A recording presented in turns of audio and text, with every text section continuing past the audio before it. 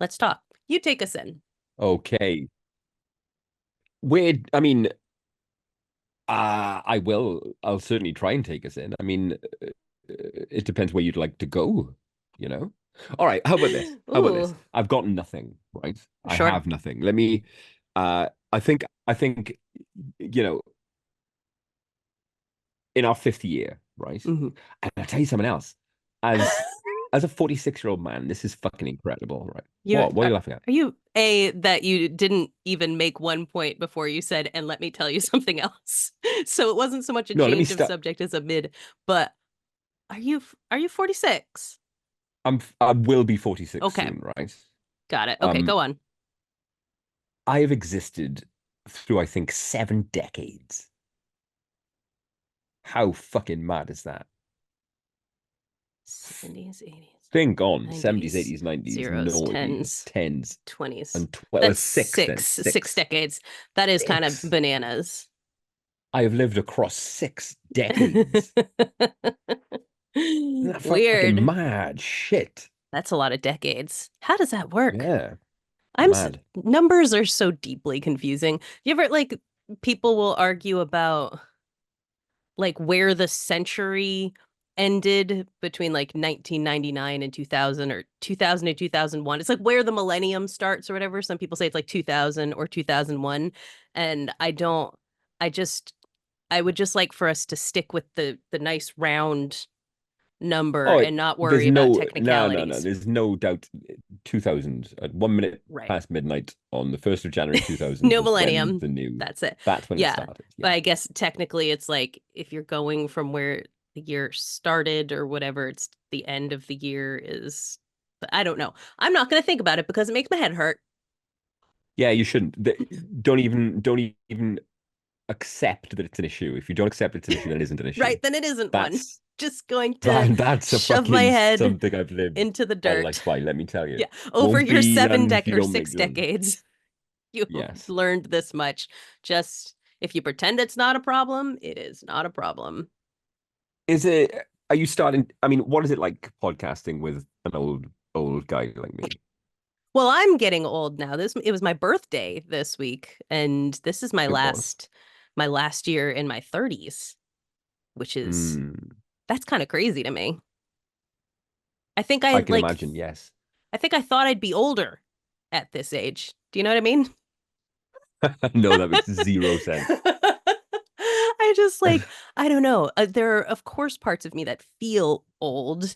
You know, my back Yep, hurts and my neck hurts and my knees hurt yep, and things yep, like yep, that. yep, yep. I have a house and a dog and a husband, stuff like that. But it just I don't know. I guess I thought middle aged would feel more middle aged. And I know this is Yeah, what like all old people say too, right? Like yeah, I would ask my grandma in her 90s, like, what is it like being old or whatever? She's like, it's weird because I only feel old when I look in the mirror. yeah. Like Oh, the I person looking fucking back at me is feel it. old, but That the that person hits isn't. that hits home. Yes. Hmm. And I also look at my contemporaries. I look at people I went to Hmm. school with, and I look at people of my age, Yeah. and I'm like, I don't look as fucking old as that, do I? Right.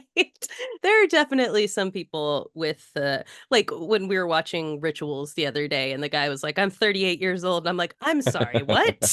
Yeah, yeah, yeah. You know? Mm, That is what I expected this age to be like, I think, is like that grizzled old doctor in Rituals. But I've have this like thought process of, I'm going to be 40 in a year. And so, I love a goal, I love a resolution, of that course. kind Yeah, of yeah, thing. yeah. And so I've decided that I'm going to hit 40 in the best physical shape of my adult life. Not like the skinniest I've ever been or anything like that, but like as in like, you know, beefed Yeah, up, yeah, going to yeah. the doctor and all my numbers are like the greatest you've ever seen and like, Yeah. can squat my body weight, things like that. Like that is What I my what I my will goal for the year. what I will tell you is Mm, that what I see is somebody who doesn't just love making resolutions, you also enjoy following them through. I do. Yeah, right? I very much do. Yes. Um, if you commit to something, god damn, you're gonna fucking do it or die trying. That's one Right. thing. I don't think I'm speaking out of turn in making that particular observation. Yeah. Well, it's I need the goals and I need to say them out loud because Mm, otherwise, the way my ADHD is set up, it just kind of goes to the wind or whatever. But if I sit here and I say it to you and to the mm. people who are listening to us and things like that, it's like, all right, let's do this. You're We're accountable. doing it. Yeah. I mean, and I don't always succeed. Obviously, we've mentioned before, like I tried to listen to a new album every week. That did not play out. Mm, I just don't know where to squeeze music into my day-to-day life because I can't listen to music and do other things. yeah, Uh I get you. so that didn't work, but obviously the no drinking has worked fine. So Mm. now we are over 8 months in on that.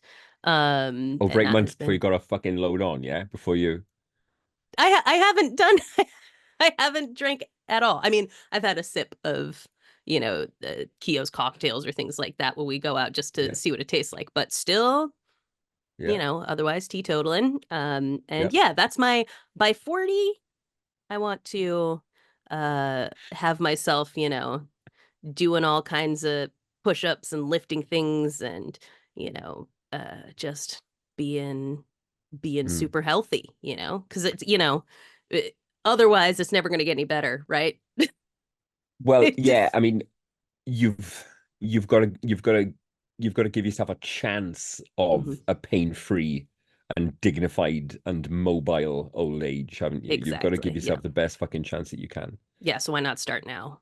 You know? Exactly, exactly. And I've my kind of transition into that fitness life, I've always been quite candid in saying that it was an attempt to kind of repair in the second half of my life any damage that I might have done in the first. Right. Yeah. Totally. Um, and without kind of vocally setting out any kind of stall or committing to anything, apart from having a few drinks on holiday, I've been sober now since what, May, June? I haven't Yeah. drunk in fucking months, Right. Yeah. like at Exactly. all.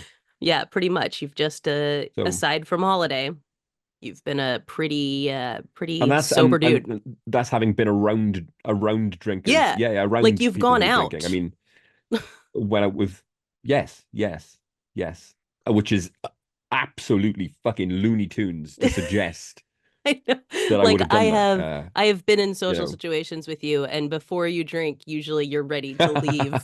So the fact that you have sat through social situations and had your alcohol-free brews and did not simply turn around and Yeah. walk back out the door is quite impressive. Mm. Yeah, Oh, I love to leave. you do. You love leaving so Oh, much. This is like a hallmark of going to parties with you is spending like the first 90 minutes of it pulling you back from the door. Just like yeah. you I'm just gonna gotta go. stay a little longer.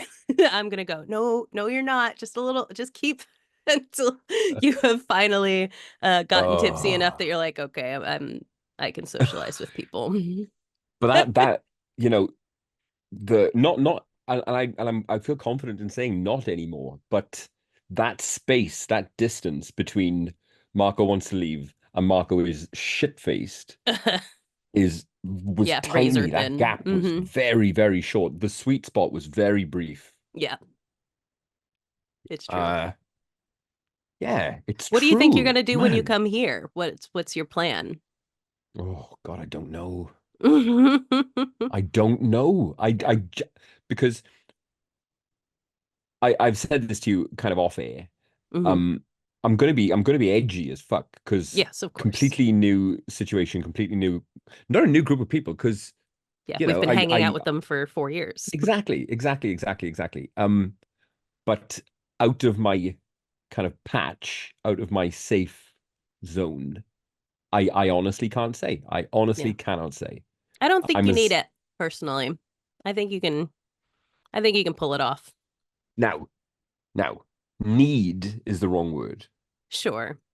right? That's one thing Well, I I mean, in will terms of the, address. because of what you were just saying, the like, Mm, uh, I'm edgy, right? Like, this is what I mean is like, as like to take the edge off of hanging out mm, in an awkward situation, not need as in like the, like, an overwhelming craving or something like that. yeah. I just mean in terms of the like, I don't necessarily, I think once you're amongst everyone, you're not Mm. going to be in that position of being like, I'm so edgy and awkward that like, I'm just gonna need to get schwasty. Yeah. I have an instant allergic reaction to the term to need to Yeah. that word. I need this or I need to do this. Hmm. I you know I don't know what I don't. I mean, what I don't want to do is Like load it with, yeah, exactly, yeah. exactly. I don't It's want to. I want to. important I that want I to. do or don't. Yes, yes. Yeah. Uh, I'm simply going to enjoy a wonderful couple of days and take it as it comes. I got like I don't remember if I told you this, but so we have this thing here, this community gifting group on Facebook where if you have stuff that you don't need anymore, you can see if Mm, anyone who lives around here wants it. that's nice. Which is great. I give away all kinds of stuff on there because our house is full of junk. And someone was giving away like 4 bottles of like full bottles of alcohol-free spirits. So I have like Mm, tequila and rum and whiskey and something else down there, all alcohol free, which I'm pretty excited about. So I can make myself some little nice, cocktails while everybody else is nice, nice, nice, nice. drinking normal things, which will be pretty fun. There's Yeah. this weird thing. I was telling my sister the other day that I had chili crisp in my meal. I had like some noodles or whatever and mixed chili crisp into it, which is very spicy. And then I had some seltzer afterwards, which is very fizzy, and it had the effect of making me feel like I was drunk for like 20 minutes afterwards. It's like that Mm, mix of spice and effervescence had me like, ooh, for nice. a little while. Just be taking shots of chili crisp and seltzer and seeing what Chili crisp happens. is It's like I'm gonna have you try it when you come here. It's like red chili flakes in like oil and seasoning and various, there's like garlic and all kinds of stuff in it, and it is magical. I put listen, it on so much stuff. I will just put chili flakes on anything. Fucking Yeah. beautiful.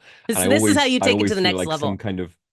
I always feel like some kind of culinary alchemist whenever I add chili flakes to something. I'm like, ha ha ha. I notice in a I lot of always recipes now, like a lot of stuff calls for chili flakes where it didn't used to. I think now like people are just used to eating mm, so much spicy stuff. It's just like toss some red chili flakes in there and you're good to yeah. go. So we go through tons of it all the time, both the chili crisp and regular red chili flakes. But I'm gonna, when you get here, I have all kinds of foods. Like we're gonna have to sit down, and I got make some deviled eggs, a fluffernutter, apple cider donuts, the chili crisp, like Ah, now various yeah, we're going things. to a cider We fucking are. brewery, aren't we? Yes, a So cider obviously I'm gonna cider be, house. I'm gonna have some cider there, Well, yeah, clearly. you know. Yes, definitely. You got to try the set we're going, and they have other stuff there too. It's like quite a thing we're going to. And the Angry Orchard Cider House is here in New Jersey. I did not know this until the local barista told me about it. So we're gonna do that. It's gonna be a good old time. But Uh so I don't know if this is an urban myth or not, right? mm, But I got told once that a there's a particular there's a particular brand of cider over here called Strongbow, right? oh, I've Strongbow? had Strongbow. Yeah, of course. There you go.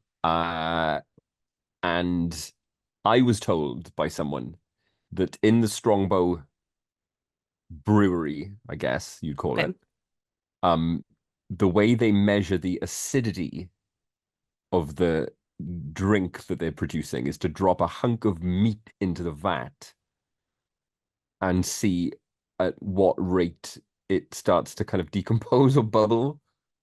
Surely not. That I can't be. I believed it for a little bit. I don't believe it anymore. Saying it out loud, it's Yeah, patently it horseshit. sounds absurd. Like, or maybe Yeah. that's like like an old way, like in the Oh yeah, maybe. 1700s or something. They did Yeah, something like yeah, that. yeah, Like, yeah. because now certainly there's something you can like dip into it and be like, like a Yeah, strip that's or something ready. that goes Yeah. a color. Yeah, of course. Fucking nonsense, silly nonsense. We'll have to look into that though. I wonder if that's like made up whole cloth or if it is like, oh, it was a practice people did before you had like a fucking pH strip to dip into Yeah. it. We'll go to the fucking orchard and see him leading a goat into a big into a big warehouse. Uh-oh. Just like in Jurassic Park. Exactly, exactly. Mm. Do, do, do, Amazing. do, do, do, But do, do, do, do, do. just the one more thing that I want to approach before we get into the movies, though, Ah, is like the thing that you are looking forward to here is being able to buy melatonin. ah, right. I want to meet if there's like a Pablo Escobar of melatonin in your country. I want to meet him and I want to agree like a trade deal. Uh, and I want to organize like a new shipping route for Mm. melatonin into my land Why because I can't you want to have buy it all. melatonin over there? So, because for some fucking wackadoo reason, it's prescription only. That's so bizarre because it's like not It's like not our a, bodies make it, right? Like yeah, yeah, yeah, we get yeah. It's a sunlight, we complementary produce it therapy, isn't it? ourselves. It's Yeah, yeah, exactly. yeah. It's homeopathy. This is like Yes. not it's not like pharma, it's not medicine. So like that's Nope. super weird to me that of Uh, all things melatonin you can't get. You can get giant ass jars of it in the in the grocery well, I stores will here. be fucking buying some because Yeah. I'm taking it right now and it's really it seems to be working out really well. When I was on holiday in Bulgaria the other week, the hotel was super loud, right? Uh-huh. So I opened up my Translate app and I went to a pharmacy and I Ah. said into it, "My hotel is really loud. Have you got anything to help me sleep?" And I held it up to the woman. She went, "Aha." Goes to a drawer in the back, gives me a fucking box, and I can't. It looked the word on the front looked like melatonin. Like that seems legit. Yeah. Um, and took it, and it worked great. Beautiful. Love Worked that. great. And I didn't finish the box, so I brought it back, and I've been taking it. I've been mixing it with my prescribed medication, Which is probably fine because it's just isn't it? melatonin. Yeah. Hi, Pete. Do you have the charger? No, to be honest. Not a charger. Well, you're still not having it though. Yeah, but it is though. Look, it's connecting my audio equipment. Charger. It's just cable. What do you need? USB-C. I've got like a really short one. It's really short. That's right next to me. You don't know how short I'm talking here, mind. Nope. Oh, okay. Um, eh, You can do it, I there you believe go. you. Bye. Bye. Love you. Did you say you can do it? I believe in you. Yes. What a little shit. Oh, yeah, he knows. I love the HP is at right now. It's the best. It's the best. It's the best. Little Both of them, it's the best tween. they've ever been. Yeah, but yeah, I'm supplementing my prescribed medication with melatonin. And I think it's the one. I I think love it's the that. one. It's so Yes. simple. Like this is, He's shouting. there's I told you it would be too short. Shouting from upstairs. yeah, it's incredible that it's like you've tried so many things over the course of the past like 2 years or whatever, and then it's Yeah, just something as simple as melatonin that solves it. Could good I as like old. mail it to you, or is that the kind of thing that like would get like pulled over in the post office and they'd be like, you can't have this? Listen, Like they don't listen. have like melatonin sniffing dogs. Melatonin dogs. Melatonin legal. The Royal Mail don't give a fuck. Yeah. Oh, here No. we go. Right. Melatonin is not prohibited in Britain. Rather, it Okay. is tightly regulated and only available via prescription. So crack on. Right. Yeah. Like that feels okay. Pete, I'm recording a podcast, right?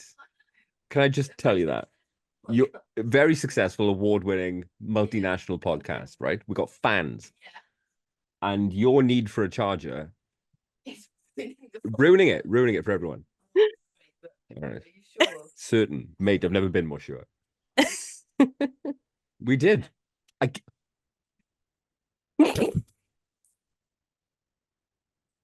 I told you. Yeah. Bye. I love you. Um. Yes. So I think what that's telling me is you could fucking send me some. Well, so you can buy some while you're here, but then, if you find you still need it after you run out, at least look at that. You got a little backup. Very Work out. nice. But yeah, which long story short, yeah, what I'm saying is before we started recording, I talked a little bit about how the fucking tangle that I got myself in last year, largely down to kind of sleep and the places that led me.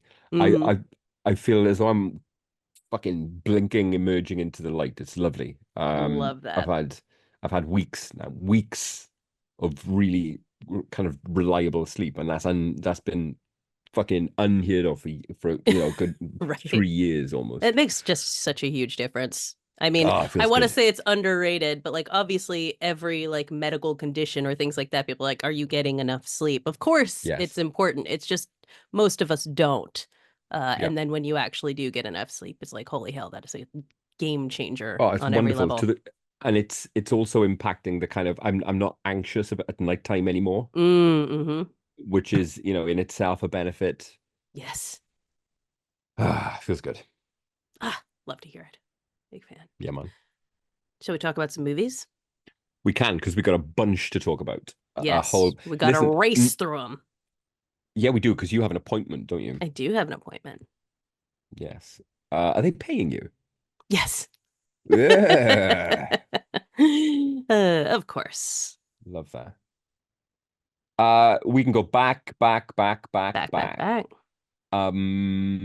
Listeners, we haven't spoken about movies since Gremlins 2, so we got Jesus Christ. Have you got a lot? Have you got a bunch as well? I do, yeah. Right. Do you want to I'm start gonna with? rush through a bunch of them, but Right. Let me smash through. Over the summer, my boys started a Marvel rewatch, right? An MCU rewatch. And what, like in any particular order, or just like what the mood strikes them? release order. So Okay. from Iron uh Man. Incredible Hulk Oh, all the Incredible way Hulk. Okay. through. Yes. Hmm. And we're at the bit now where it starts to really get good. Nice. Yeah. And yes, all right. The magic has kind of worn off a little bit, Sure. right? The shine has worn off a little bit. Which I would attribute to dilution, Yeah, totally. right? I think the capitalism has gotten in the way. Obviously, capitalism's gotten in the way of the vision. The Hmm. expansion has Yep. gotten in the way of the vision, and some of the shows aren't fucking brilliant. Yeah. And some of the movies haven't been brilliant either. But there was that fucking few years in the middle, Yeah. right? Yeah, where they like really Where cared about what they were making. fucking hell, man. And it's thrilling. It is so fucking exciting to relive some of these films. I jumped in on Ant-Man and Civil War Nice. and Guardians of the Galaxy 2 this Love it. past week. And all three of them, man, they just don't miss. They're so fucking good. Um, I vividly remember at the time these movies came out, like 2014, are we looking Yeah. at? Let me see. Yeah, Yeah, because I 14, was in 15, grad 16. school. Yeah. Yeah. Uh and I referred to the MCU at the time, and I stand by it as one of the towering, fucking staggering achievements in cinema. Yeah. And I maintain that. I don't give a fuck if you're whatever Scorsese has to say on the matter, right? Right. I don't care. Um, there has never been another example of such a fucking colossal number of moving parts Hmm. and individual stories working so fucking beautifully together. It is immense. So funny, so well made. Just as everyone a spectacle, but at the same time with personality. Hmm. Um, uh, and that's never more evident than in Guardians of the Galaxy 2, Oh yeah. which is just staggering. It is fucking staggering how good that film is. It's disgusting I love how all of the Guardians, honestly. Those are just through and they're through. They're peak. They're fucking perfect. brilliant. Yeah. But never more so than in part two. It's fuck me. How does something of that scale still manage to feel so personal and Right. real? How? Hmm. Like I can't. Ah, there's nothing else like it. There's nothing else like it. Even right, the Mary Poppins joke, right, is probably my favorite joke in that entire series, Yeah. like the entire Marvel series. It's fucking brilliant.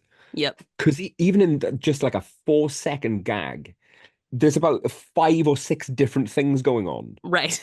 You know, Star-Lord only says the Mary Poppins is cool because he knows that Yondu is about to fucking give the ultimate sacrifice and wants to give him a little something, Yeah. and that results in Yondu, hey, I'm Mary Poppins looking like a dick. But he does look like Mary Poppins. Is Right. he cool? Mary Poppins is a girl. It's got such a lot going on. It's so dense, and that's a kind of at a glance view of what the entire film is all about. There's such a Hmm. lot going on, and it is so dense, and you can just dip in and enjoy any level of it because they're all fucking brilliant. I love that film, and I cry Oh yeah. so Every hard. time. Every freaking time. Oh, I cry so hard, like, Completely. beautiful. Yep. And we're about My to go into the Spidey zone, the Spidey era, and oh that's another nice. fucking matter. Oh, just Yeah. great. My version of your dipping into Marvel is dipping into old movies. I don't know, there's something about this time of year that makes me immediately turn on TCM and, or all of the bajillions of TCM movies that I've had sitting on my DVR for months When you and say this have time not of year, you touched. mean autumn? It's like that transition from like summer to fall, Oh, where it's you're like kind great, of isn't it? right in between. Yeah. And it's Yeah, like that my brain just goes like it's time to watch some old movies. yeah. And so I've been doing that lately. I'm super excited because I have my DVR set to record Casablanca, one of my favorite movies that you've never seen, so that we Never. can watch that when you're here. Very excited to do that Mm. and finally introduce you to this movie. I think you're gonna really like it. But Will we wear our jammies? oh, obviously. Listen, this Will is we friends. will I we have have like melatonin?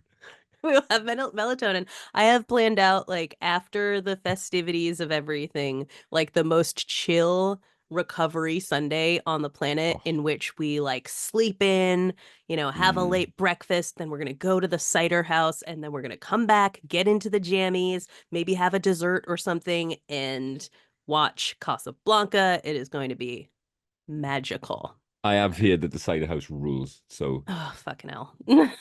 come on, you give me that on a plate. I think I'll have to have a little hangover for that. So Sure. Yeah. that I mean, feels right, doesn't I it? kind of built the day around like There you people go. might feel a Yes, little yes, hungover. yes. And Yeah, I think it'll just be you, me, Keo, and Richard for that. And fine. Walter Groggins, of Of course. course. Does he He'll be drink? coming with us. Oh, he's a lush. He's he's a proper kind of Yeah, angry. he tosses them back. His tolerance is really high. He starts to throw paws. Exactly. But anyway, I've been in TCM mode. So this week I've watched a few. I watched The Boston Strangler. So I Mm. had like there was a Tony Curtis marathon on. This is one of the things I love on TCM is that they'll have marathons of actors.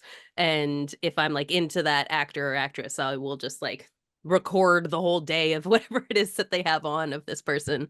And so I watched The Boston Strangler, which was like basically Tony Curtis had like been like, this huge actor for, most of like the 50s and all that kind of stuff, but like then started only really getting like comedic roles and he was like kind of like wanted a career resurgence or whatever. And so this was maybe even late 70s.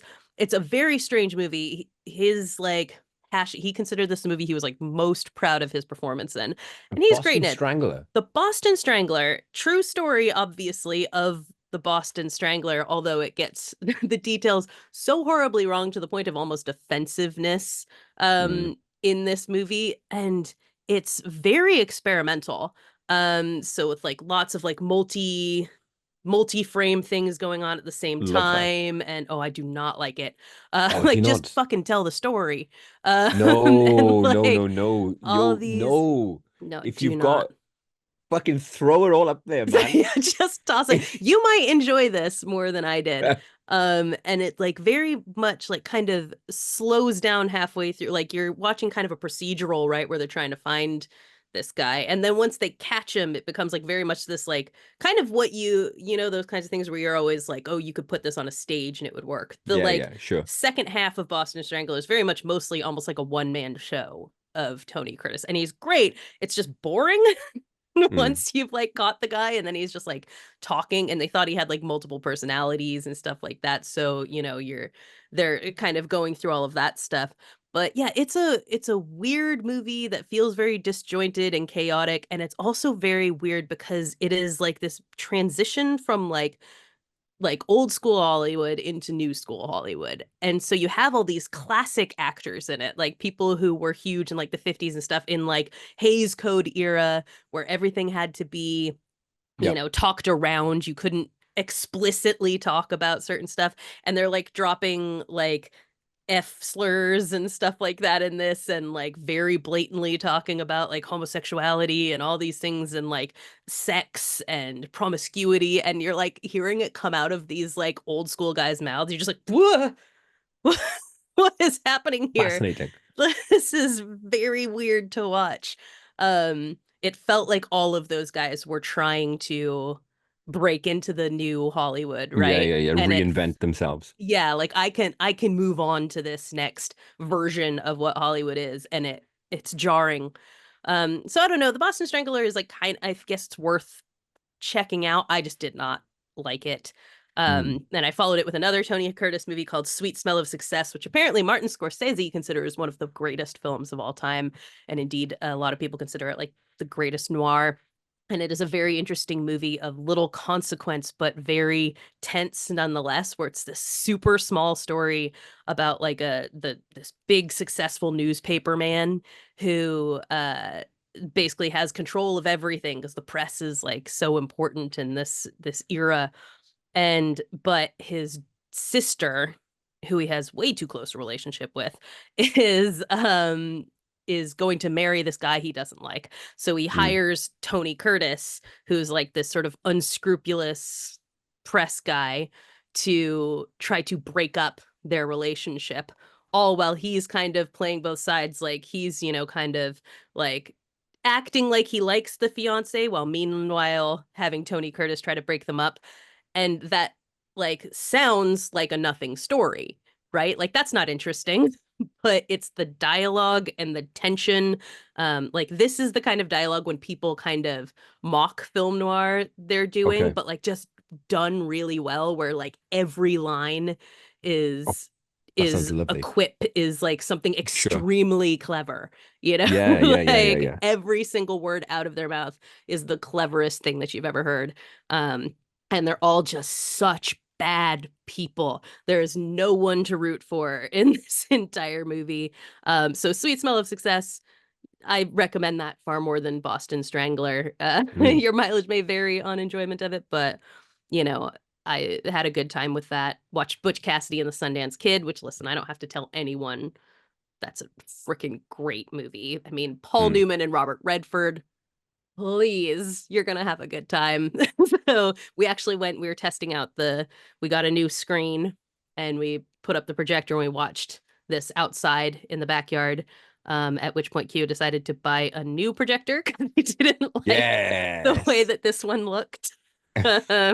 So we've got a new Samsung projector coming. Wonderful. Yeah, he was like, nope, don't like this. So glad we tested it out first, but we put that up, watch Butch Cassidy, the Sundance Kid. Great time as always. Beautiful. So clever, so fun. And the other old thing that I watched was Midnight Run, which was perhaps a little less successful for me. Have you seen Midnight Run? I've seen Midnight Run, yes. I think the problem for me is like, so basically, you know, Midnight Run, just make sure we're talking about the same movie. Prison movie. Guy eats cockroaches. No. You're talking about something else, and I don't know what it is. Midnight Run. Midnight Run is a movie in which Robert De Niro plays like a cop who refused to be a dirty cop, and as such was sort of ostracized and becomes like, I don't know if bounty hunter is the right word, but like something along those lines. And he is taking this, being paid to get this white collar criminal who like the like mob is after, the FBI is after. There's like multiple people sort of trying to get their hands on this guy. So he is on this like cross country trek to try to get this white collar criminal played by Charles Grodin to the place where he is going to get paid for him without them getting killed by the many competing forces that are trying to get a hold of him. And this is like one of those like kind of universally beloved movies. And I finally was like, you know what? I'm going to watch Midnight Run. I think the problem is that a few months ago, I watched The Heartbreak Kid with Charles Right. Grodin, and I hated it so goddamn much that I kind of don't like Charles Grodin right now. And I think I would had I not watched that, but instead I was like so irritated at him from Heartbreak Kid, and the characters are somewhat similar that I just was like, I am not enjoying watching him in this. I also think the movie is just like too long for what it is. And weirdly, Danny Elfman scored um the Midnight Run. And it is the worst score I have ever heard in a movie. Mm. It is so deeply bad. And you can see it in Letterboxd reviews. People talk about this constantly. Like, what the hell was the score on this movie? And so you never like, a score usually like complements things, brings you like the emotional moments and things like that. And it does not let up enough for you to do this. Like, so the moments where Intrusive. it's intrusive, where there should be like this emotional moment you're getting into, there's like very intrusive like guitar or jazz music playing and things like that. And Theremin. theremin going. I don't think he busted out the theremin, but yeah, it's a bizarre movie. But that said, most people like Midnight Run, so I am very much in the minority on not liking this movie. Just did not work for me. uh, just a quick Google. I was thinking of Midnight Express. Oh, yeah, not the same movie. You see where the confusion arose. We're talking past each other a little bit on that one. Yeah, That's we all did. my old movies. What else have you got? Right. Shall we talk of the dark half? Ooh, The Dark Half. Shall we? Yeah. Yeah. Uh, as you'll know, darling listener, CoRri and I enjoy watching movies together whilst chatting them through on Signal. And it was my pick. And this was a gap not only in my George Romero Mm-hmm. kind of canon, but Right. also in my Stephen King adaptation canon. Yeah. So right, fuck it, let's kill the fucking kill the goose and watch it. Kill the goose. Did I Of just course. make that up? I was like, I thought I was waiting for two birds, and no, just the one big one. The Just kill one the goose. the one angry bird. So where to start with the dark half, right? So it and I know that some of our listeners aren't as big fans of King as I am, so Sure. I'll keep it brief. I think the Dark Half is one of the most slept on of King's books. Mm-hmm. It is one of the ones that I've read the most, and it's top 5 for me easily. I fucking love the Dark Half. It's great.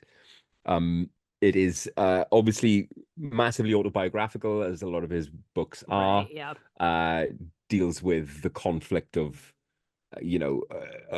sharing your identity between yourself and a pseudonym. The kind of the scarier parts of yourself that you can hide and pour into another name. And fuck, man, fuck, so good, so good. The Yeah. movie. What I will say about the Dark Half is it is a slavish adaptation of the book. Mm-hmm. Like it sticks to the book like glue, to the point where I've read that book so many times I can vividly remember whole passages from it, Yeah. right? And the film just makes those passages visual. Just throw away bits of the movie. Like there's this one fantastic bit where uh uh, uh the fucking author What's his fucking name? I can't remember either. He gets in contact with his pseudonym, his other self, through automatic writing and stabs himself in the hand with a fucking pencil. And there's this wonderful bit where George Stark holds his hand up to the fucking light bulb and he can see the light through this fucking hole in his hand. And that is just verbatim pulled from a passage in the book. He talks about the web of skin between his thumb and forefinger. And he pours whiskey into the wound to fucking Thad Thad. Beaumont is the name Yep, of the writer. that is the name. Um, yeah, it's. But right, here's the thing about the Dark Half. It's the direction is workmanlike. Mhm. There's no flair to it at all. It's not a showy movie. Right. There's no, the cinematography is very meat and potatoes, right? But that's great because the film itself is almost like a fucking hard-boiled kind of crime thriller, isn't it? Right. Yeah. It's a step by step by step. The plot in itself, the weirdness of the plot, this fucking e ephemeral concept of a name, Hmm. an alter ego coming to life, it speaks for itself. Yeah. It does all the work for itself, doesn't it? And if Romero had tried, yeah, there you go. That's the best thing you can say about this film. Romero feels no need to embellish the text at all Right. because the Yeah. text is 100%. that fucking good. It Yeah. is gripping. What a great movie. Yeah. And this is one of those ones that I said this during it and has been a consistent theme that I've said over and over again throughout this whole year has been Mm. that I've been returning to 90s movies, right? And this Yeah, is yeah, just this is exactly what I like about them. That kind of, lack of embellishment to them, the amount of practical effects, just it feels like a movie. It's telling this yeah, story, and it's not trying to do a thousand other things or yeah, that it's not overflowing with a ton of showy yeah, CGI. It's just, yeah, oh, this is what you yeah. go to the pictures for. And Yes, mate. absolutely loved watching The Dark Half. Which I Completely, realized, like, completely. I said to you when you were like, let's watch The Dark Half, I was like, oh yeah, I've read the book, but I've never seen this. And then like 3 minutes into it, I was like, I have very much seen this. Yeah, yeah, yeah, yeah. You were Like, classic. yeah, as soon as it started, I was like, I remember seeking it out now. Like once I thought I was like, yeah, I remember I read the book when I Mm. was in like middle school or whatever. And was like, yo, and like maybe I guess it must have been high school because this was what year did this movie come out? Uh, I think it's 89 on 90. Oh, is it that early? No, it's Yep. 93. Yeah. So it must have been middle school. I read the Okay. book and Yep. then, went to the video store or whatever and got this and was like Mm. very on board. Might have even been on TV. I think it might have been like a special TV event or whatever that they put this on. But yeah, loved it. I was super stoked, which is not, didn't we recently watch another Stephen King adaptation? Um, I'm trying to think of what it was, but another one that we both like I know you've really done a few enjoyed. with uh Latty, it. Are you mixing Oh, me up well, with that? yes, of course. No, but I was thinking a 90s one. I feel like sometime in the past few weeks, we also watched another Stephen King adaptation from the 90s that we both Very enjoyed and possibly. were surprised by. Uh, I'll restate my commitment that I after the MCU, multiverses were big, yes, and mhm. everybody wanted another kind of shared universe franchise to take off, and it Yeah. never quite worked. And it is a deep sadness to me that I'm the only one seemingly who saw the potential that the Stephen King multiverse would have been. That would have been money. That would have been fucking money as fuck. Absolutely true. True. I mean, because yeah, his stuff is always going to appeal to people, and I feel like they kind of tried to do a thing with the show Castle Rock. Castle, yeah, they had a crack, but they Hmm. didn't do it right. They Didn't did it do it right. wrong. Yep. You do it just like Marvel did. You Hmm. take your fucking time, Yep. 10-year plan. You just throw star power and budget behind. You do Carrie again. You do Yep. Misery again. You do Salem's Lot again. It would Yeah. have been perfect on its own. Hmm. And throughout each of these movies, you throw in building, building, building references to the Dark Tower. You know what I Yeah. mean? And then that's your Avengers. The fucking blow off is the Dark Tower. Yeah. No, Come on. 100%. I agree with you. Yep. Would that We rule the world. And maybe what I was thinking of Stephen King adaptations was actually just Running Man. Well, where's the lie? But yeah, Where's the Lie? Both a great time. Yeah. Um, I watched one that I sent to you on YouTube, so everyone can watch this. A pretty short movie. It's like an hour and 8 minutes or something like that, called I'm gonna Milk. watch that right after we You get done here. gotta, yeah, you got the time for it. Milk and Cereal, Serial, found footage movie. This guy, I guess, is like kind of like an internet, like a YouTube comedian, I guess, but a lot of his stuff kind of follows in this vein, like sort of bizarre, surreal, horrific kind of setups and stuff like that, or like normal things gone wrong. Mm. And so Milk and Cereal is about a prank YouTuber who pulls a prank that in various ways goes off the rails. And I'm not going to say any more than that because, like I said, it's an hour-long movie, easy to just watch, and apparently was made on an $800 budget, which is incredible. And I think that in and of itself, even if you don't like found footage movies, even if this isn't really your bag, Oh, watching something like you've gotta this, respect the hustle. How yeah, come it ends up exactly. on YouTube then? Talk to me about the story there. I Why? think it's because he's a YouTuber.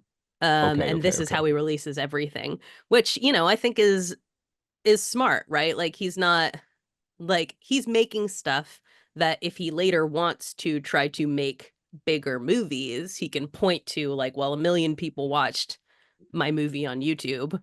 Yeah, building a So if you give portfolio. me a real distribution deal, imagine how Mm, many people will watch my stuff. So I think it's a smart way to, sort of jumpstart his career. Let's make a cheap movie, put it on our YouTube channel that already has, X amount of mm. followers and get me established as a horror filmmaker, you know? Um, so yeah, I recommend Milk and Cereal. Like I said, it's on YouTube. You can check that out. Cereal, like serial killer, not like the Yeah, thing that you eat for breakfast. cereal. Check that one. Check that one out.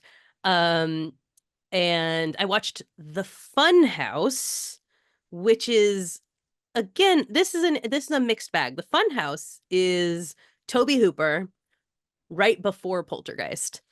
And what I think is really interesting about this movie, listen, it's a cool movie on many levels. There's a lot to like about it. The unfortunate thing about it is it slows down in the middle pretty deeply.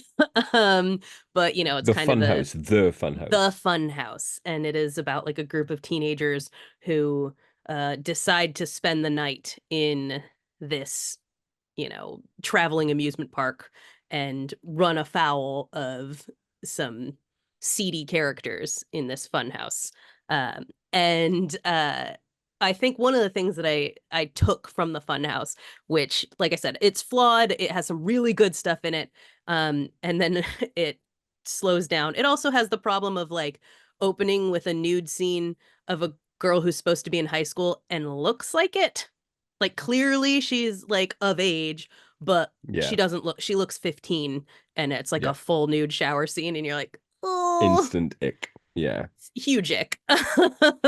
But that aside, so many people spread that whole thing about like how, oh, like Steven Spielberg really directed Poltergeist. He was just giving the like cues on here, and Toby Hooper had to, A you view know, which I share, a view which I espouse. which is absolutely not true. Neither of them think that. Nobody else like who worked on it thinks that. It's just that it has a Steven Spielberg feel, but the Funhouse shows you like this is him testing out all the things that would become Poltergeist. And it is so similar in so many ways to Poltergeist that if you watch the Funhouse, that should dispel for you that entire rumor because it is I will watch the fun practice house Poltergeist. based Yeah. on that Yeah, yeah. because if you were to put Steven Spielberg's name on Poltergeist, it would Right. you would it would simply be a Steven Spielberg film. So even Yeah, if he it's didn't have a fucking certainly hand on the mhm. camera, then Toby Hooper was fucking he be plagiarizing fucking tips and tricks. You know what I mean? He be Yeah, nicking stuff. there's certainly like influence from Steven Spielberg. I'm not saying that he had like no influence on the movie at all. Like he's the Mm, executive producer of the movie. Like, they always have an influence on it. But the idea that like people say like, oh, he was basically going through the dailies and like re-editing the movie altogether and all this kind of stuff, and they act as if like he shot the movie. And he didn't. He didn't do that. He was not on set every day shooting this movie. Toby Hooper did that. okay. And when you watch the Funhouse, you cannot avoid the fact that you're like, this is Poltergeist. This movie is Poltergeist before Poltergeist came out. Okay. And very much dispels a lot of that stuff simply in watching it. So I recommend the Funhouse just to get that sense of like, You know, he wasn't just the Texas Chainsaw guy. He was really doing stuff oh, that was along these listen, lines. had had he zigged instead of zagged a couple of times, we would be talking about Toby Hooper in those terms. Right. You 100%. know, the guy was super accomplished. Mm-hmm. He was also a sicko. What can I tell you? The guy Well, was making movies for the sickos. he was, yeah. Absolutely. This one is it's like the midpoint between For the Sickos and like For the mainstream kids. Yeah, yeah, yeah. poltergeist, Yeah. that kind of stuff. It's like that dead center of those two halves Mm, of Toby Hooper. yeah. So yeah. What else did you watch? Oh man, so good. You know what I mean? I fucking love to watch the films. Let's see. Let's talk about Arcadian. Should we talk about Arcadian? Oh yeah, I've been meaning to watch that one for a while. Well, you should, right? Okay. It is tempting to wonder if Nicolas Cage is trying to fund like medical treatment for a degenerative brain condition, Right. right? It's tempting Except, to well, wonder we if know that there's he has a tendency towards like bankruptcy and things like that. He's always got to be getting that bag because he is not good with his money. yes. But whereas, Bruce Willis was just churning out cameos in things like, Right. Terminal Murder and, you know, Matrix Assassination. Yeah. Uh, Nicolas Cage is massively prolific, but Hmm. in shit hot films, Yeah. Especially horror. particularly horror. He's discovered a fucking groove. And Hmm. I, when the sun, god damn, may the day never come, but when the sun sets on Nicolas Cage's career, there will be so much to be said about his fucking gear shift. And as I speak right now, he's filling up the frame as Longlegs waiting at the bus stop Nice. in front of me. And Arcadian is another smart choice, another smart fucking movie. Lots And in it's on common. Shudder. Yes, indeed. If you think of maybe a lo-fi quiet place, you won't be far Hmm. wrong. Okay. The world's gone to shit. Communications are down, cities have broken down. We follow a family living a rural life on a farm, a dad and his two kids. But at night time, of course, you got to lock down, you got to bolt the fucking door because the Gribblies come out. And that's the film. That's the Yeah. fucking movie. And Nicolas Cage manages. I can't remember. I think it was Alan I was talking about this too, right? I think I was talking to my brother about this. In every, he's always Nicolas Cage, right? Hmm.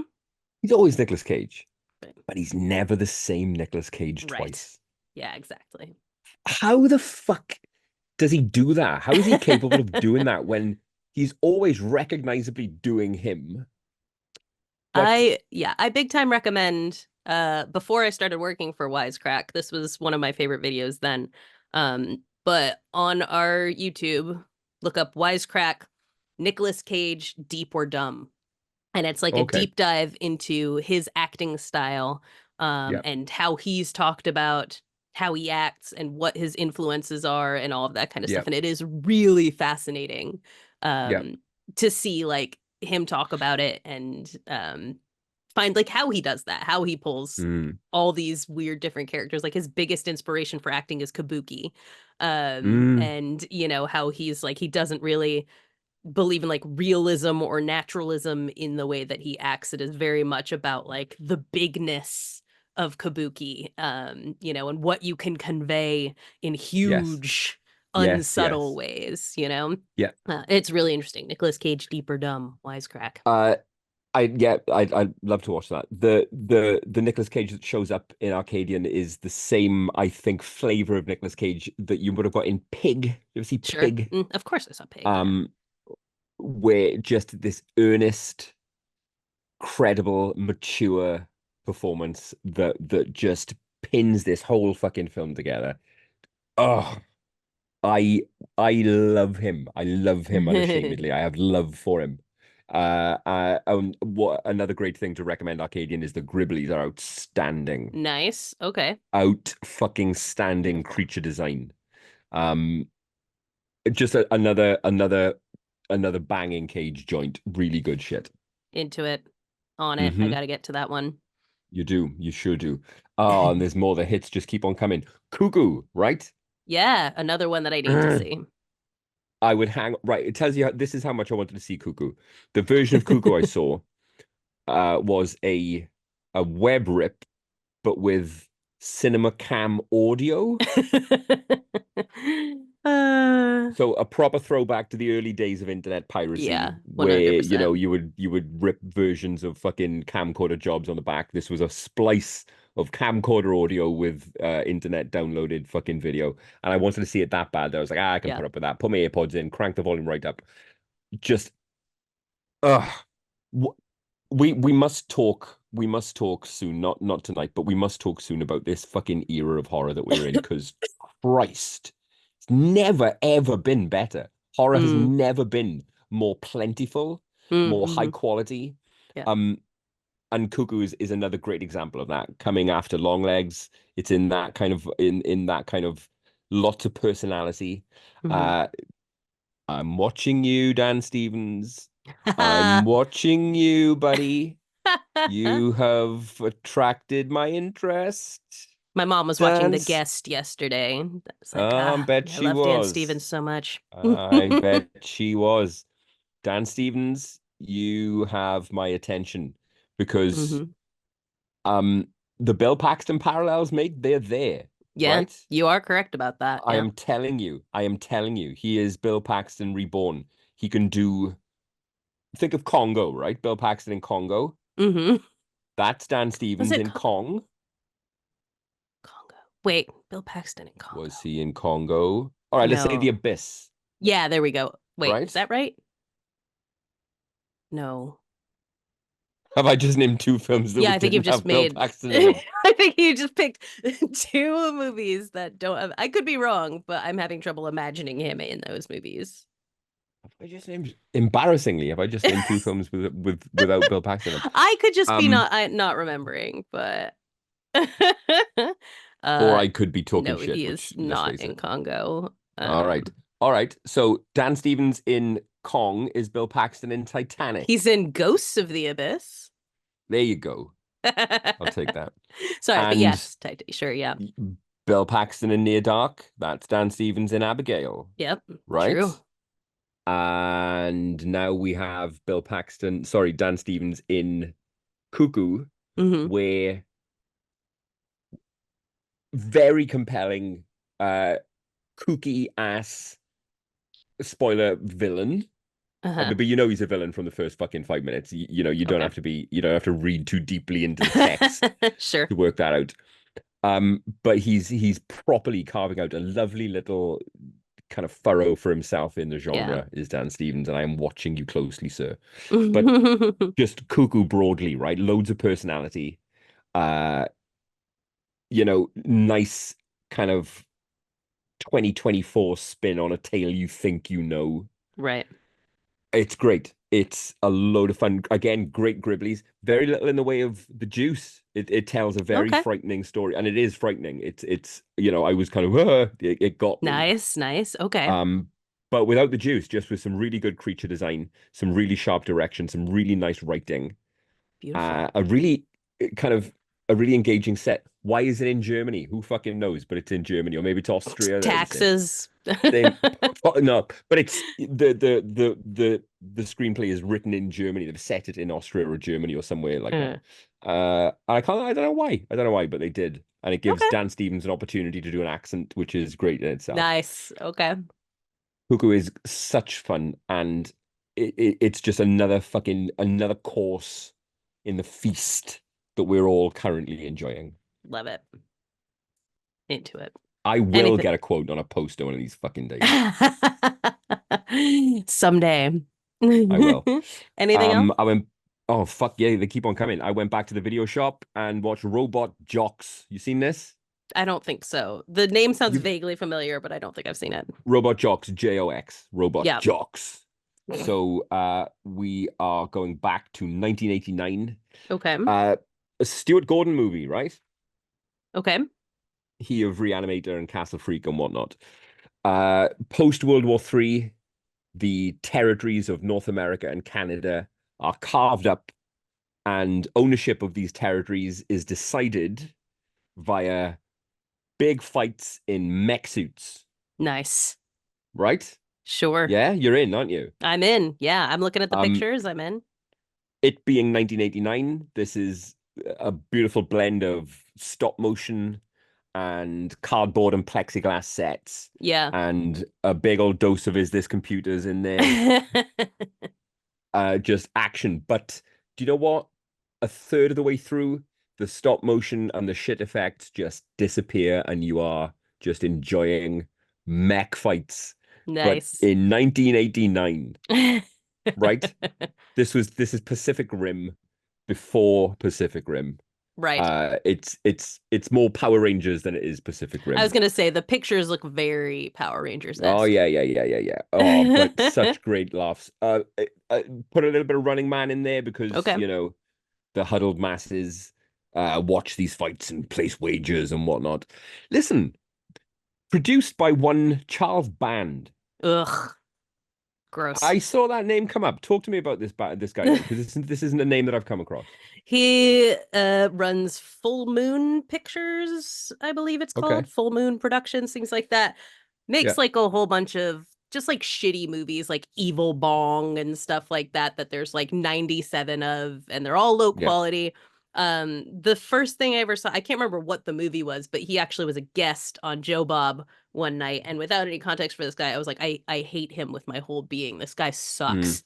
Just like deeply misogynist, deeply self-important, like very defensive, like thinks he's doing the greatest stuff on earth, while making all this shit. Like he's actually this very transgressive filmmaker with his bullshit or whatever. That's really just like, Thinks he's Lloyd it's just Kaufman. titties and gore. Yeah, exactly. It's just, and not in a way that's like, there's plenty of movies with a lot of titties and gore, but it's in a way that is like very much not in the like women are in on it way, Yeah, of like course, this of is course. clearly meant just as like men like to see women ripped apart while they're naked and that kind of way, uh yeah, just a Ginger Dead Man you might have heard of. Oh, I don't know. okay. That's Charles Band. Hate the guy. Hate him. For whatever reason, he's Canadian Boy Ryan's hero. Okay. But I also don't know if he's like heard him talk that much. I just remember when that was on, I was like, I don't know who this Charles Band guy is, but I fucking hate him. And Canadian Boy Ryan wasn't actually watching the movie with us and was like, oh no, that's my hero. Like, I don't like to hear this. That's like, oh, I'm sorry, but he sucks. Yeah. But yeah, no, I do not like this Charles Band. Trauma was 1 in a million, right? Right, yeah. Uh, It's rip off Trauma is what Charles Band yes. makes. Yep. There are loads of examples throughout cinema history, comedy history. Chris Morris was guilty of spawning a lot of fucking imitators who missed the fucking point. And it feels like that's what's gone on here. You think you're doing the fucking Lord's work and carrying on a noble tradition of lo-fi schlock, but you're getting it But you're wrong not, as fuck, mate. You don't understand the spirit that was motivating it. You only got low Yes. budget schlock out of it. Yep. Yeah. But this is like not the only thing. Like there's another, I think Trancers is a Charles Band movie from the 80s that apparently is great as well. Yeah. I have not seen it, but people really like that one. So I don't know what the hell happened after But this. there's none of what you described there in Yeah. Robot Jocks. That's not what this is. It's a real stab at making a fucking spectacle of sci-fi. You know what I mean? And it comes across as like really well-intentioned Doctor Who type fucking lo-fi, but with big ambitions. Yeah. Robot Jox is a great laugh. It's really good. Okay. Well, I'm willing to check it out. Okay, and the hits keep on coming. Beetlejuice, Beetlejuice. I still haven't gotten to get out and see that. It's been such a busy week, and I am dying to see this. Um, Don't give away too much, just no, I'm picking my thoughts. words here. I'm picking my Yeah. words. Okay, so had Beetlejuice been made 2 years after the original and not like 35 years after the original, it would have been the same film, Okay. I love that. right? Mm-hmm. Beetlejuice cares not a whit that it's 2024. It doesn't give a fuck. Nice. It hasn't adapted. The pacing is identical to the first one. Nice. And when you watch the first one again, it takes its time to get where It it's does, going. yeah. I have right? had people watch. I've like seen people watch it who never saw it before, and like, this movie's kind of slow. I'm like, Yeah. huh. I guess I've Yep. watched it enough times that Yep. slowness does not occur to me while watching it. Yep. It makes no concessions to how attention spans might have changed. It's not for people who've not seen the first one. It isn't for them. Nice. It's not, it doesn't care if you're new to the film. It's going to tell its story and take its time. And it's so fucking comfortable and good and right to revisit these characters so many years later and spend time with them. It's lovely. Beautiful. Just to spend time around the Dietzes again. It's wonderful. Amazing. I loved what I've seen people who didn't love how Jeffrey Jones isn't in it. But why I would you love- not love that? Because He should they not be in it. fucking Oh yeah, I know, but he is markedly not in it. Okay, gotcha. Right? I see. And if you know why he isn't in it, the Yep. way that he's not in it makes so much more sense. Nice. They fuck him up, mate. Amazing. You Absolutely know what I love mean? that. Yeah. That I enjoyed that. His pictures in it. I don't know if I can know, but yeah, it's very pointed. Yeah. What they On do purpose. to him. You know? Yeah. Yeah. Very intentional. That's great. I appreciate that. Yeah, it's terrific. And it's every bit as weird. Now I roll that back. It isn't. I don't think Beetlejuice is a weird film, right? Right. For me, weird suggests you get something unusual outside of what you're expecting to get, Sure. right? Beetlejuice isn't a weird film because it's exactly what you think it's going to be. Sure. It extends the world of the first one. No notes. It's great. It's a Beautiful. great time. I It's can't a wait to see it. great time. Maybe finally tomorrow I'll be able to see it. I don't know. We're finishing redoing our bathroom, so it depends on that. But oh God, I need to see it so bad. Oh, it's great.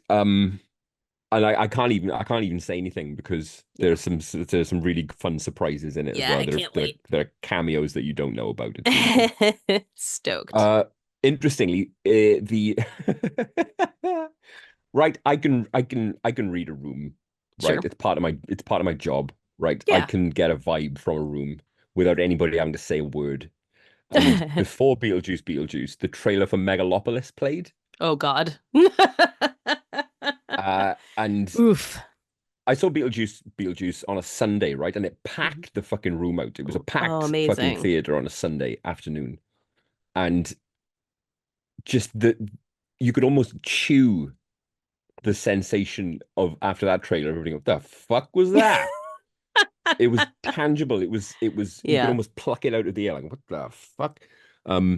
I just love, what's his face just blowing up his entire legacy over this movie. Yes. It's truly a sight to behold. Like, just gonna sexually harass extras, make a movie that looks bloated and terrible, like, talk shit on, right? Like, it's just completely blowing up his entire legacy with one film, and it is quite a sight to behold. Yeah, you love to see it. You love to see it. Bye, old white man. Let's talk rituals. This was a pick of yours. Oh, yeah, this was a pick of mine. I was watching, there's like a new Shudder series on, and I can't remember what it's called, but the first episode was about horror tropes. And I liked that the approach it took to it was like, usually we talk about how much we hate horror tropes, and this was kind of a positive light on like why they work and why we Yeah. keep watching things that have like tropes, like why do people run upstairs when they should run out the door and things like that. Why do we Mm. watch movies where people make stupid decisions and all Mm. that kind of stuff? So they started talking about this movie Rituals, and immediately I was like, I'm in. I fast forwarded because I didn't want to know any more about what happened as they talked about this. It's like, I'm interested. Don't spoil it for me. And Rituals is kind of, I mean, you can't avoid the comparisons to Deliverance, of course, No. because you've got this kind of group of unsuspecting guys being terrorized by hillbilly locals or whatever. But Yeah. it isn't a direct Deliverance ripoff or anything like that. You've got these No, not at doctors all. who go out into the wilderness on this like hike, that they're already sort of unprepared for the rigors of the hike Yeah, that they are completely. going on.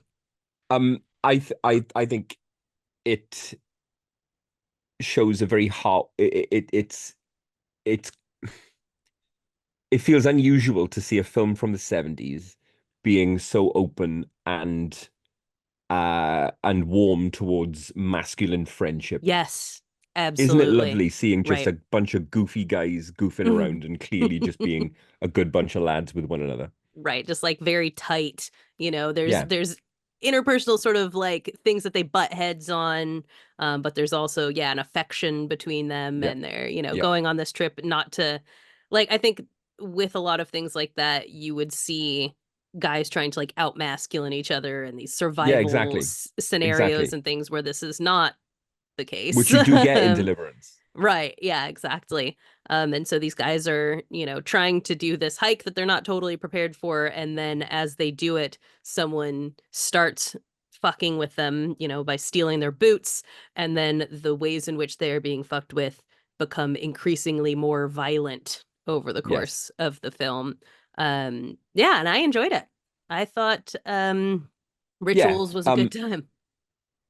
Maybe a good time Yeah. is not the right word, but Uh, you've you know, is it a 70s thing? I don't know. With that kind of the fucking the music over the opening titles being like super chilled and super kind of pastoral, and it belies the nastiness that is to come. Right, The yeah. opening kind of 10 minutes of Rituals, you think, oh, this is nice. Everybody's going to go Yeah. camping and it's going to be lovely.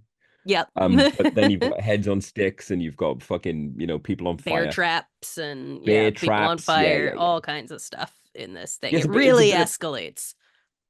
I think it's more Hills Have Eyes than it is Deliverance. I have not watched Hills Have Eyes for obvious reasons. So Yes, of course. I cannot tell you, but I have seen people compare it to that for sure, or say it's like Hills Have Eyes meets Deliverance. Um, yeah, it definitely does that thing where it kind of pulls you in with like it's just building these guys' friendship and everything, Mm, and like even some of their work conflicts and stuff yeah, like that. They're arguing over diagnoses of people and everything, yep. and just Very kind of, authentic. yeah, exactly. It feels very authentic, and then shit goes awry. Yes, it does. Yeah. So Rituals, And the I'd say movie's watch it. great. Yeah. Yeah, do it. It's you're not gonna it's not gonna harm you if you No. watch it. Unlike Jaws 2, which Which we're we're not gonna not going talk to about talk about. Yeah. because That's yeah, coming in our 200th episode with the which Hell is Rankers. happening in 2 weeks' time. In 2 weekends' time, I'll be there, won't I? You will be here. Yeah. Holy shit. I know. I mean, at this time, 2 weeks from now, you will already be here. We'll be going and eating catfish with Kristen and Bree. I'll already be in prison. Yep, you will have already stolen a TSA agent's gun Yeah. just for the heck of it. All right, so Uh we'll skip Jaws 2 because we're gonna hell rank it. yes. And so finally, I think your last thing was the one that you quizzed me on. Well, penultimate thing, because not only did Pete and I watch Scream 2 the other night, Mm. last night on 9/11, Oh boy. we watched Scream 3, a first watch for me. Hey. Wow, a movie that was entirely changed by 9/11. Oh, is that right? Yeah. Or Oh no, no, it this I wasn't did not 9/11. It know. was Columbine. That's what it was. It was Ah, Columbine that right, right, changed right, right, Scream right, 3. right. Yeah. Uh Ah, mhm. You do note tell. this Scream 3, you'll note, is all adults in it. It was not meant to be, as the Scream movies tend not to be, because they were dealing with the fallout of a school shooting and were trying to avoid teenagers getting murdered, I and kind see. of redid the entire script as a result of kind of sort of skirting around the issues of kind of the fraught Fascinating. teen violence, um, field at that point. I'm Hmm. curious what you thought of this one. I love Scream 3. And I've said before that I kind of equate it very much to like a goofier version of New New Nightmare. Nightmare. Yeah. Like it's very much doing Yep. the same kinds of things. Yep. And a lot of people do not like that at all. A lot of people hate Scream 3. And I feel like, I don't know, I just really like what it does with it, how it's a very silly meta take on, I mean, all of them are meta, obviously, but this takes that to another Yeah. level. This one is silly. This one Yeah, is very it's silly. very goofy. And it marks for me the start of what I've come to kind of bitterly dislike about Scream. It feels like it started here. Mhm. It feels like it started to fold in on itself. Cameos for the sake. What the fuck was Carrie Fisher doing in this fucking film? What the fuck was Jay and Silent Bob doing in this film? Pointless. But it's like Pointless. that's the thing, is it's on purpose, right? Like that's part of the goofiness of this movie, is like throwing all that kind of shit at it. Like, it's making fun of, this is what Hollywood Yep. movies do when you get to this point in a franchise. Like just put a fucking rapper in it or some person, like it is Mm. commenting on the fact that, oh, we're this far into the franchise. Well, now it's time to start putting dumb cameos in it. And it's directly doing that in this Hollywood setting. Yep. All of which I get and I see.